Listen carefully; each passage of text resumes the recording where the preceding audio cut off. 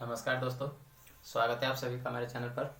तो दोस्तों, आप सभी को पता है कि नंबर सिस्टम चल रहा है अपना, और नंबर सिस्टम की आज ये लास्ट क्लास होगी। ठीक है, नंबर सिस्टम अपना कंप्लीट हो चुका है, काफ़ी एडवांस लेवल तक हम लेके जा चुके हैं नंबर सिस्टम को। और अगर ये क्लास आपने कंटिन्यू ली है तो ये मैं पूरे कॉन्फिडेंस के साथ में, पूरी चैलेंज के साथ में कह सकता हूँ कि आपका नंबर सिस्टम का क्वेश्चन गलत नहीं होगा। ठीक है, बाकी रही बात प्रैक्टिस की, तो प्रैक्टिस तो आपको करनी पड़ेगी। ठीक है, ये क्लास लेने के बाद में हाँ इतना जरूर है कि प्रैक्टिस के साथ साथ में आपकी स्पीड जरूर बढ़ जाएगी। ये क्लास लेने के साथ में जैसे ही आपका कंसेप्ट क्लियर हुआ है तो आपकी क्वेश्चन को सॉल्व करने की जो कैपेसिटी है, वो स्पीड है, वो बढ़ जाएगी। ठीक है, और किसी भी टाइप का क्वेश्चन आपसे छूटेगा नहीं। चलिए, तो आज की क्लास स्टार्ट करते हैं। आज भी कुछ क्वेश्चंस हैं और ये लास्ट होगी अपनी क्लास। ठीक है, इसके बाद में हम अगला टॉपिक स्टार्ट करेंगे। चलिए, पहला क्वेश्चन है 800 को किस छोटी से छोटी संख्या से गुणा किया जाए ताकि यह पूर्ण वर्ग बन जाए। संख्या क्या है हमारी? 800। ठीक है, 800 को किस संख्या से गुणा किया जाए कि यह पूर्ण वर्ग संख्या बन जाए। अभी हमें पता है कि ये एक पूर्ण वर्ग संख्या नहीं है।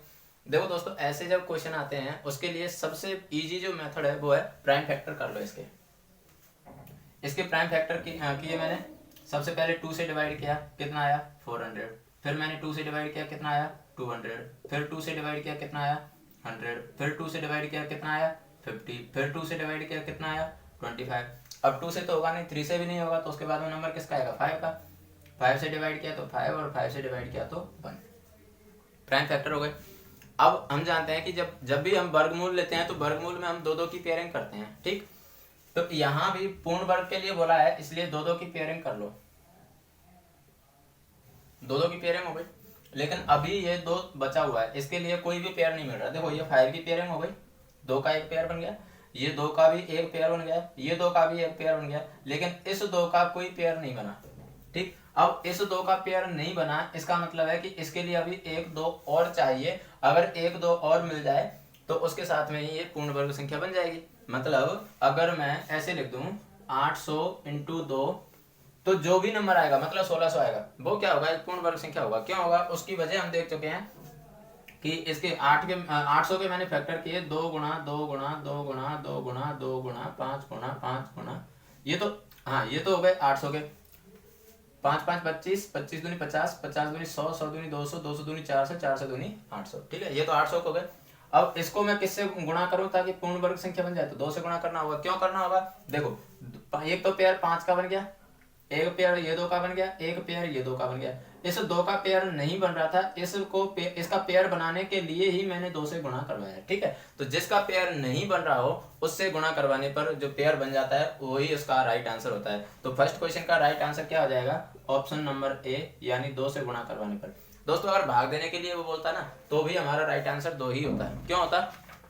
देखो, अगर भाग देने के लिए बोलता तो जहां पर मैंने गुणा करवाया था इसको पेयर बनाने के लिए, वहां पर भाग दे देते तो ये भाग में कैंसिल हो जाता और बाकी सारे के पेयर बन ही रहे। तो भाग देने के लिए अगर पूछता तो भी आंसर हमारा ऐसे ही निकालते, यही आंसर होता है हमारा। ठीक है, चलिए अगले क्वेश्चन की तरफ चलते हैं।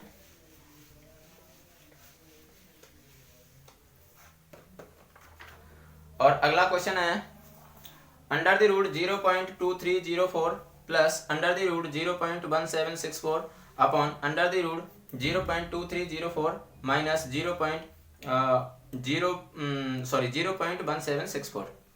ठीक है, इसकी वैल्यू निकालनी है। तो मैं एक बार नंबर लिख देता हूँ, 0.2304 प्लस 0.1764 अपॉन 0.2304 इसका अंडर रूट और माइनस अंडर द रूट 0.1764, इसकी वैल्यू निकालनी है। अब दोस्तों, इसकी वैल्यू निकालने के लिए क्या करेंगे? सबसे पहले तो इनके अंडर रूट ले लो, बहुत इजी रहेगा। अंडर रूट अगर ले लेते हैं तो देखो, मैं डायरेक्ट 2304 का ही अंडर रूट ले लेता हूँ, पॉइंट तो बाद में देख लेंगे। ठीक है, तो ये हो जाएगा 4 4 जा 16, कितने बचे? 7, तो 704 प्लस 4 किए तो ये आ गए 8। तो अब कितने टाइम्स हो जाएगा? 8 टाइम्स हो जाएगा। 8 8 जा 64 और 8 8 जा 64 और 70। कहने का मतलब है कि अंडर द रूट 2304 इसकी वैल्यू कितनी आई? 48। तो अगर पॉइंट के लिए देखें तो 2 और 2 4 अक्षर बाद में पॉइंट है, तो यहाँ 2 अक्षर बाद में आ जाएगा। कहने का मतलब ये हुआ कि अंडर द रूट 0.2304 इसकी वैल्यू कितनी आ गई, 0.48। ठीक, अब मैं बात करता हूं 0.1764, तो 1764 का ही निकालो डायरेक्ट ही। 4 4 जा 16, 1 और ये 164 प्लस यहाँ पर 4 किए तो आ गया 8, 2 टाइम्स हो जाएगा, 2 2 जा 4, 8 2 जा 16, रिमाइंडर कितना रहा 0। ठीक है, तो कहने का मतलब है अंडर द रूट 0.1764 इसकी वैल्यू कितनी आ गई, 0.42। भाई यहाँ भी 2 अक्षर बाद में पॉइंट है तो इसलिए मैंने, सॉरी 4 अक्षर बाद में पॉइंट है इसलिए मैंने वर्गमूल में कितने अक्षर बाद में लगा दिया, 2 अक्षर बाद में पॉइंट लगा दिया। ठीक, अब देखो जब हमारे पास अंडर रूट की वैल्यू आ चुकी तो अब तो इनको सॉल्व आउट करना बहुत ईजी है ना। देखो इसकी जगह मैंने रख दिया 0.48 प्लस इसकी जगह मैंने रख दिया 0.42 अपॉन 0.48 माइनस 0.42। तो अब देखो इन दोनों को मैंने ऐड किया, कितना हो गया 0.90। भाई 48 और 42 कितने हो जाएंगे 90, और इसमें से जब मैं इसको माइनस करूंगा तो कितना होगा 0.06। ठीक है, अब देख सकते हैं 2 अक्षर बाद में पॉइंट ऊपर है, 2 अक्षर बाद में पॉइंट नीचे है, तो पॉइंट से पॉइंट तो कैंसिल हो गया और क्या बचा अपने पास 90/6, यानी अपना आंसर कितना आ गया 15 आंसर आ चुका है। ठीक है, तो इसमें राइट ऑप्शन क्या आ जाएगा, इसमें राइट ऑप्शन होगा बी 15। ठीक है, चलिए अगला क्वेश्चन देखते हैं। दोस्तों अब जो मैं क्वेश्चन करवा रहा हूं इनमें तो सिर्फ कैलकुलेशन वाली बात है, तो कैलकुलेशन तो तुम्हारी प्रैक्टिस से आएगी। ठीक है, इसमें कोई कंसेप्ट तो है नहीं कैलकुलेशन का, तो कैलकुलेशन तो सिर्फ और सिर्फ स्पीड सॉरी प्रैक्टिस से आती है। चलिए अगला क्वेश्चन है, 4000 को किस छोटी से छोटी संख्या से गुणा किया जाए ताकि यह पूर्ण घन बन जाए। घन में भी सेम सिस्टम होता है जैसे हमने वर्ग में देखा, बस फर्क इतना है कि वर्ग में 2 की पेयरिंग करते हैं और घन में 3 की पेयरिंग करते हैं, बस ये फर्क है, इसके अलावा कोई फर्क नहीं है। तो 4000 के प्राइम फैक्टर करो सबसे पहले, तो 4000 के प्राइम फैक्टर किए, सबसे पहले 2 से डिवाइड किया तो 2000, फिर 2 से किया 1000, फिर 2 से किया 500, फिर 2 से किया 250, फिर 2 से किया 125, अब 5 से किया तो 25, अब 5 से किया तो 5 और 5 से किया तो 1। 3 की पेयरिंग करते हैं, अगर घन के लिए बोला है तो 3 की पेयरिंग होगी, वर्ग के लिए बोला है तो 2 की पेयरिंग होगी। तो देखो 3 का पेयर बन चुका 5 का। ठीक है, इधर ये 2 का भी पेयर बन चुका है, 3 नंबर आ गए, लेकिन ऊपर वाले का पेयर नहीं बन रहा, इसका पेयर नहीं बन रहा, क्योंकि 3 का पेयर बनाना है हमें, तो यहाँ तो 2 ही हैं तो इसका पेयर नहीं बन रहा। अब इसका मतलब है कि अगर मैं इसको भी 2 से मल्टीप्लाई करवा देता तो फिर ये पेयर बन जाता। आया समझ में, 2 से मल्टीप्लाई करवा देता तो ये भी पेयर बन जाता। इसका मतलब है कि अगर मैं 4000 को 2 से मल्टीप्लाई करवा दूं तो मेरे पास कितना आ जाएगा 8000 आ जाएगा, जो कंप्लीट क्यूब होता है। ठीक है, कंप्लीट क्यूब होता है, जो 20 का क्यूब होता है। तो मुझे ये मतलब ये चीज नहीं चाहिए कि ये 8000 आएगा या 20 का क्यूब होगा, ये चीज नहीं चाहिए हमसे। तो क्वेश्चन में ये पूछा है कि किससे मल्टीप्लाई करवाया जाए, तो मल्टीप्लाई किससे करवाया जाएगा 2 से। समझ में आ गया, चलिए आगे चलते हैं।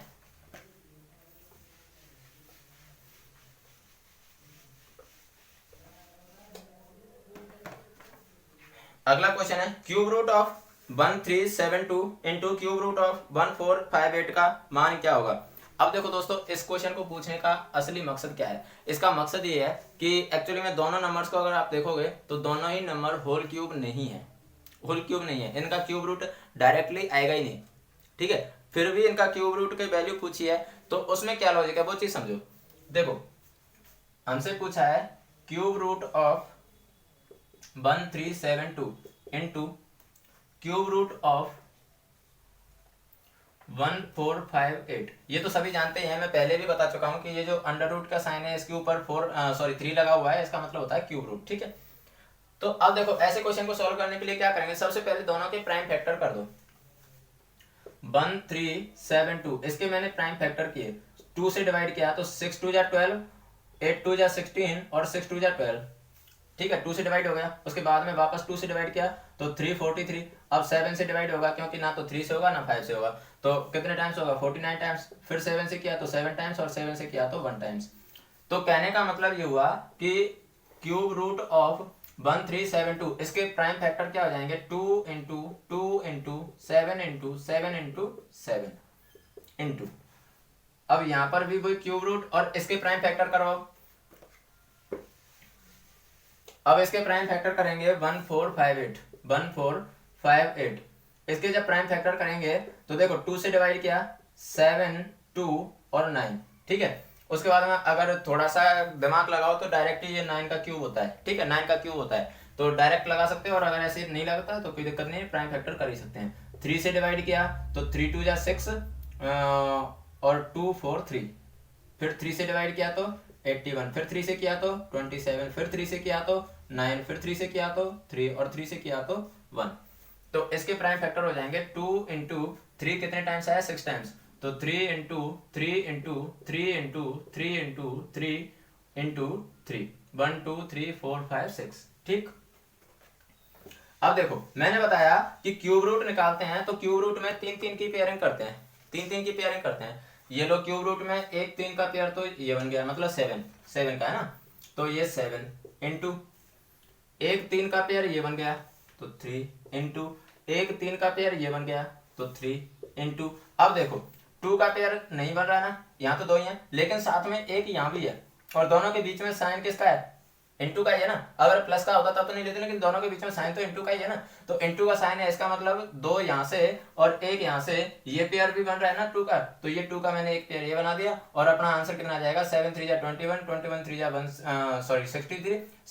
63 2 जा 126, ये इसका राइट ऑप्शन होगा, ठीक है, ये इसका राइट ऑप्शन होगा। तो 126 ऑप्शन नंबर बी इसका राइट आंसर होगा, ठीक। चलिए अगले क्वेश्चन की तरफ चलते हैं, और अगला क्वेश्चन आपके सामने है, किसी संख्या के 3 गुने से 7 घटाने पर परिणाम 14 प्राप्त होता है तो वह संख्या कितनी है। देखो एक्चुअली में ना ये नंबर सिस्टम और अलजेब्रा दोनों का मिक्सअप है, ठीक है, दोनों का मिक्सअप है, अलजेब्रा और नंबर सिस्टम। तो देखो किसी संख्या के 3 गुने से, हमें नहीं पता वो संख्या क्या है, हमें नहीं पता, ठीक है, हमें नहीं पता, मतलब मान लिया मैंने कि वो संख्या क्या है x। अब डायरेक्ट करना है अपन को, ये वो स्कूल में करते हैं ना, ऐसे नहीं करना कि माना वह संख्या x है फिर उसका 3 गुना है तो इसलिए 3x हो गया, फिर उसमें से ऐसे नहीं करना, डायरेक्ट इक्वेशन बनानी है हमें तो, ठीक है। किसी संख्या के 3 गुने से, ये संख्या थी इसका 3 गुना, किसी संख्या के 3 गुने से 7 घटाने पर तो -7, 7 घटाने पर परिणाम 14 प्राप्त होता है। परिणाम कितना आ गया 14, डायरेक्ट आंसर निकाल सकते हो कितना आ गया 3x = 21। भाई देखो अगर 21 समझ में नहीं आया तो 14 + 7, ये माइनस था इधर आया तो प्लस का हो गया, तो 3x = 21, x = 21/3 और आंसर अपना कितना आ जाएगा 7, आंसर अपना 7 आ जाएगा। इसके लिए दूसरा ऑप्शन अपने पास ये भी होता है, देखो 7 यानी बी ऑप्शन अपना राइट आंसर हो जाएगा। लेकिन दूसरे तरीके से ऐसे भी चेक कर सकते हो इसको कि किसी संख्या के 3 गुने से 7 घटाने पर परिणाम 14 प्राप्त होता है, तो ऑप्शन से भी चेक कर सकते हो। जैसे फर्स्ट ऑप्शन है 6, तो 6 के 3 गुने से 7 घटा के देखो परिणाम 14 आ रहा है कि नहीं। 6 के 3 गुने से मैंने 7 घटाए तो 18 - 7, 18 - 7 कितना आ गए 11, मतलब पहला ऑप्शन तो हो ही नहीं सकता। और सेकंड तो बी को चेक करने की जरूरत नहीं है, जस्ट हम निकाल चुके हैं कि बी होगा। फिर भी अगर चाहो तो चेक कर सकते हो, 7 × 3 - 7 यानी 21 - 7, आंसर कितना आ गया 14। चाहो तो बाकी दोनों ऑप्शन भी चेक कर सकते हो। 8 3 जा कितने होते हैं 24, 24 - 7 कितना आ जाएगा 24 - 7 कितना आ जाएगा 17। तीसरे से चेक करना चाहो तो 27 - 7 कितना आ जाएगा 20, तो अपना राइट आंसर कौन सा हो जाएगा 7, यानी बी ऑप्शन हमारा राइट आंसर हो जाएगा। तो कैसे भी कर सकते हो, इक्वेशन बना के कर सकते हो, इक्वेशन बना के नहीं करते हो तो ऑप्शन से चेक कर सकते हो, दोनों तरीके होते हैं, ठीक है। गत वर्ष मेरी आयु पूर्ण वर्ग संख्या थी, अगले वर्ष यह पूर्ण घन संख्या होगी, मेरी वर्तमान आयु क्या है। गत वर्ष का मतलब है जो साल निकल चुका है, जैसे मान लो अभी 2022 चल रहा है, ठीक 2022 चल रहा है, तो इसका मतलब है कि 2021 में मैं जितने भी साल का था वो तो क्या थी पूर्ण वर्ग संख्या थी 2021 में, है ना, ये तो पूर्ण वर्ग संख्या थी। मान लो 2021 में मेरी आयु है वो मान लो फॉर एग्जांपल 19 ईयर थी, ये पूर्ण वर्ग संख्या नहीं है, हालांकि 19 लेकिन मैंने मान लिया कि ये पूर्ण वर्ग संख्या थी। तो और अगले वर्ष यानी 2023 में ये पूर्ण घन संख्या होगी, पूर्ण घन संख्या होगी। तो ऐसा कौन सा नंबर हो सकता है, ऐसा कौन सा नंबर हो सकता है, मतलब वर्तमान में मेरी उम्र क्या हो सकती है, ताकि पिछली साल तो मैं पूर्ण वर्ग संख्या का हूं और अगली आने वाली साल में पूर्ण घन संख्या का हो जाऊं। ऑप्शन से चेक कर सकते हैं, देखो 24 है तो 24 से पिछली वर्ष का मतलब उस टाइम मेरी उम्र कितनी होगी 23। भाई अगर मान लो 24 ये 2022 में मेरी उम्र 24 साल है तो 2021 में कितनी होगी 23 साल ही तो होगी। तो कहने का मतलब ये ऑप्शन तो यही खत्म हो गया, ये ऑप्शन तो यही खत्म हो गया। उसके बाद में अगला ऑप्शन है 25 ईयर, 25 ईयर। तो अब देखो अगर वर्तमान में 25 है तो इससे पहले वाली साल में कितनी होगी 24, ये भी पूर्ण वर्ग नहीं है, ये भी खत्म। अब तीसरा ऑप्शन है सी यानी 26 वर्तमान में, तो प्रीवियस ईयर में मैं कितने साल का हूँ 25 पूर्ण वर्ग है, ठीक। और आने वाली साल में कितने साल का हूँ 27 पूर्ण घन है। भाई ये किसका वर्ग है 5 का, ये किसका घन है 3 का, 3 का घन 27, 5 का स्क्वायर, 5 का स्क्वायर कितना 25। इसलिए वर्तमान में मेरी एज क्या हो जाएगी 26 ईयर हो जाएगी। इससे जस्ट पहले मैं पूर्ण वर्ग संख्या का था और इससे जस्ट बाद में मैं किसका हो जाऊंगा पूर्ण घन संख्या का हो जाऊंगा, मतलब मेरी उम्र पूर्ण घन संख्या हो जाएगी। तो राइट आंसर कौन सा होगा ऑप्शन नंबर सी, ठीक है। चलिए आगे बात करते हैं।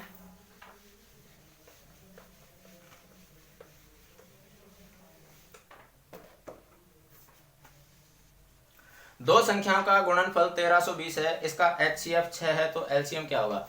देखो दोस्तों अगर दो संख्या तुम्हें दे दी जाए, मान लो एक संख्या x है और दूसरी संख्या y है, तो उन दोनों का गुणनफल हमेशा उनके LCM और HCF के गुणनफल के बराबर होता है। ये ध्यान रखो, हमेशा दोनों नंबर्स का गुणनफल उनके HCF और LCM दोनों के बराबर होता है, ठीक है। अब देखो क्वेश्चन समझो, दो संख्याओं का गुणनफल 1320 है, गुणनफल हमें नहीं पता वो संख्या क्या है, लेकिन उनका गुणनफल है वो कितना है 1320 है।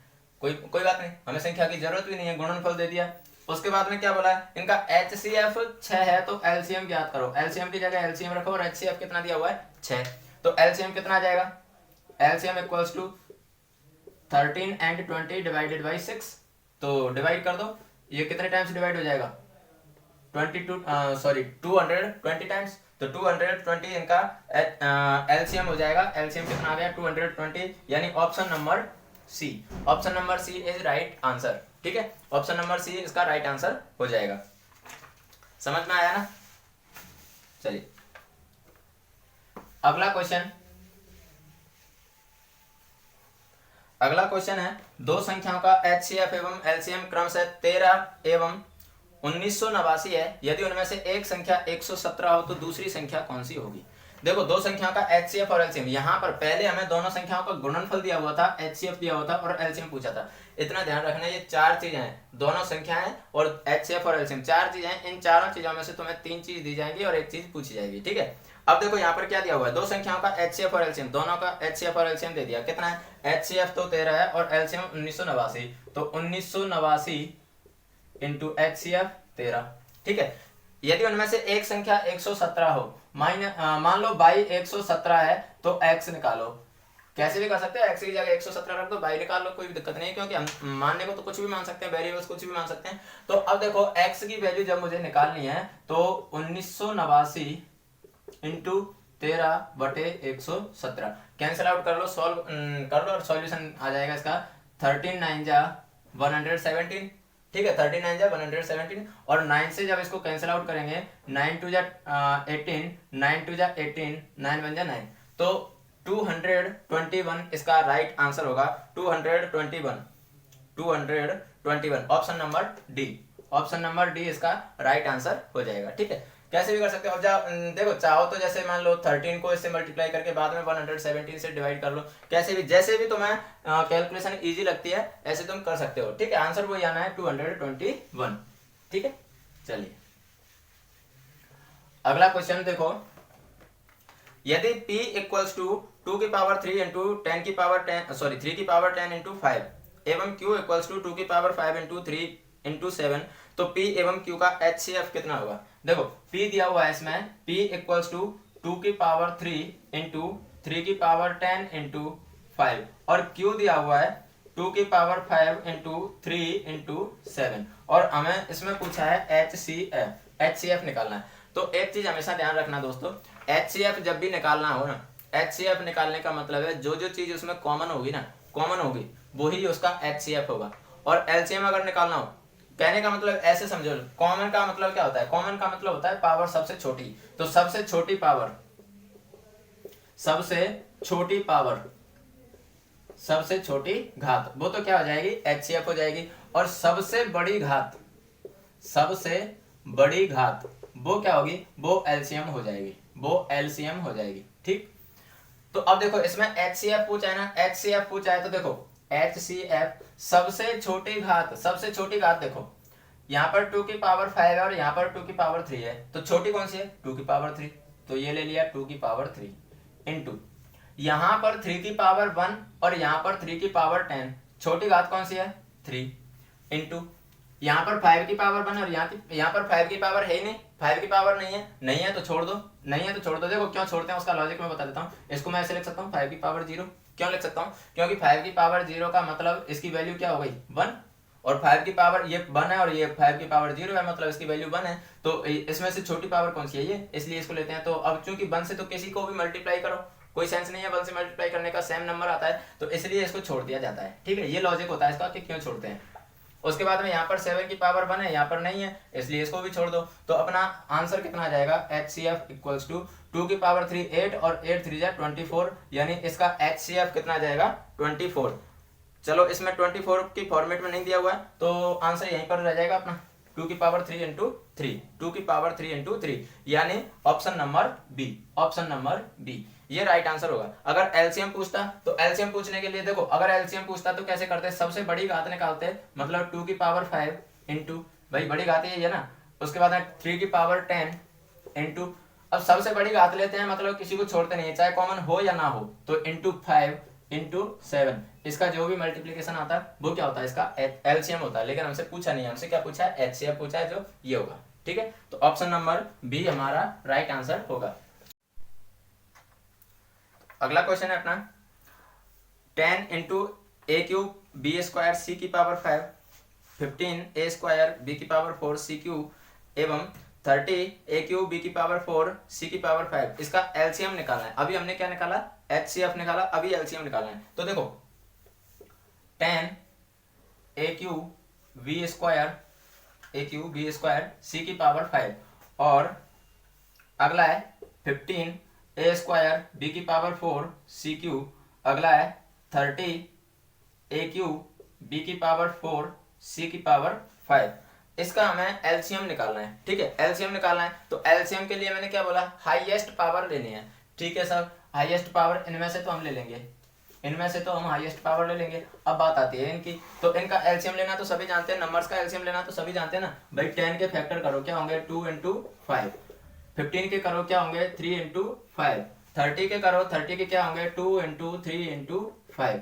और दोस्तों एक लॉजिक वाली बात बताऊं, लॉजिक वाली बात यह है कि अगर 2 या 3 या ज्यादा नंबर हो, तो जो सबसे बड़ा नंबर है वो अगर छोटे सभी नंबर से डिवाइड हो रहा है तो वही उसका LCM होता है। ठीक है, जैसे यहाँ पर 30 है ना, वो 10 से भी डिवाइड हो रहा है, वो 15 से भी डिवाइड हो रहा है, इसलिए LCM इसका 30 ही होगा। ठीक है, 30 ही होगा। और यहाँ भी देख सकते हैं मैंने क्या बोला, हाईएस्ट पावर लेनी है। हाईएस्ट पावर तो देखो 2 इंटू इधर 3 इंटू ये 5, कितना आ गया 30, ये इसका LCM हो गया। ये नंबर की बात हुई अभी, तो 30 तो केवल नंबर की बात हुई अभी, इनकी तो बात करेंगे हम, है ना, इनकी तो बात करेंगे।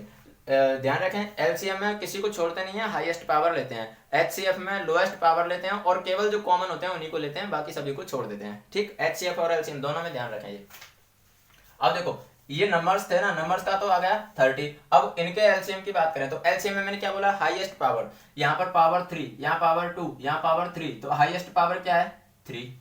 उसके बाद में B की देखें तो यहाँ पर पावर 2, यहाँ 4 और यहाँ भी 4, तो B की पावर 4। उसके बाद में C देखें, यहाँ पावर 5, यहाँ पावर 3 और यहाँ पावर 5, तो C की पावर 5, ये हमारा LCM हो जाएगा। ठीक है, ये हमारा LCM होगा। तो LCM क्या होगा, हाईएस्ट पावर जिसकी, ऑप्शन देखो कौन सा होगा। देखो पहला ऑप्शन तो ऐसे ही कैंसिल हो गया, क्योंकि 5 तो LCM हो ही नहीं सकता, 5 तो LCM हो ही नहीं सकता। सेकंड ऑप्शन 15, ये भी LCM नहीं है।